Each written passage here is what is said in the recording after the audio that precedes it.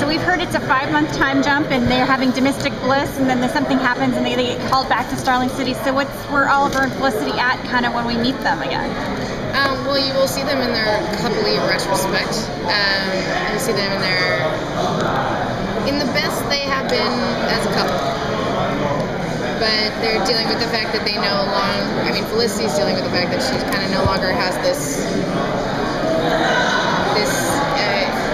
I want to say imposing, but it didn't necessarily impose. Her night job is running an Arrow team to a certain extent. It was a very big life change for her, and sort of made her open to people, and maybe she doesn't have that sort of interest or purpose anymore, and I think that's what she's dealing with personally, is what's going to fill that void, and if she's going to be able to continue on sort of just like being happy.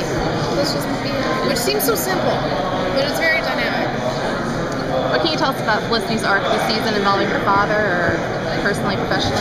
I don't know much about her father. I really do hope that he comes in. I feel that she's going to start off lighter, which is going to be great, because I feel that she emotionally exhausted herself last season. I feel like she got a lot taken out of her. She gives a lot. She's very giving, and I don't think that she's really taking care of herself, which makes it hard to take care of other people. So I think that the 5 months away has sort of maybe refurbished. That's not the word I'm looking for. Has regenerated that part of herself. Are we going to see more Felicity's mom? Because she's so great. I think so. Yeah, I think she'll be back for a couple episodes.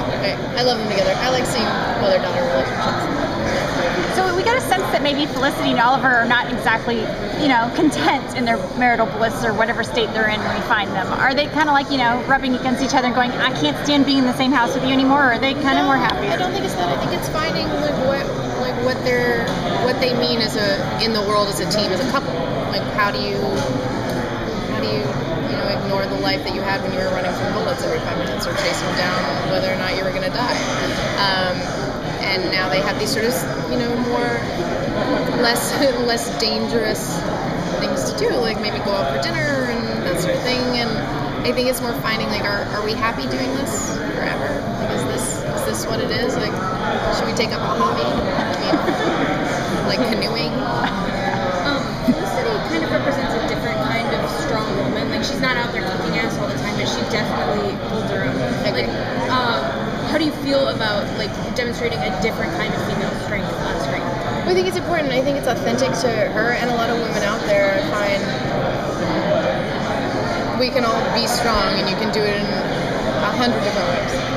And I really appreciate that she's authentic to herself and has stayed strong to herself and hopefully honest to herself. I do find that she, like I said, emotionally exhausted herself and maybe lost a little bit of her strength, but that doesn't take away from her innate being of being a strong person, but I think, or her disposition.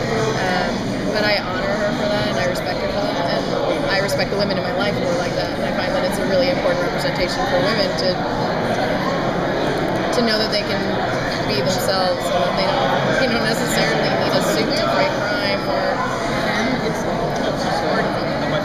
need to be. You don't need to be the patriarchal definition of strong to be strong. That hit it. Last season we saw Ray sign over his company to Felicity. What would you like to see come out of that? I would like to see her accept it if she wants it, and not take on the responsibility if she doesn't. And for her to be able to let it go if it's not working, if she's not happy doing it. But if she really, really wants that, then I would like her to dive into that, and maybe not necessarily give all of her. I'm gonna go outside and smoke. Give all of her time to Team Arrow. Which seems like a lot. Which would be hard to do, I think. How's she going to feel about Malcolm Merlyn being out there in charge of the league? I mean, that was one of the prices that Oliver had to pay for last season. She's not a fan of Malcolm. I'm a fan of John.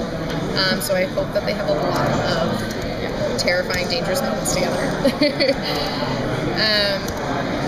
But knowing your enemy is kind of how I think she works, and she knows Malcolm. I think he's a little bit of a hot cannon.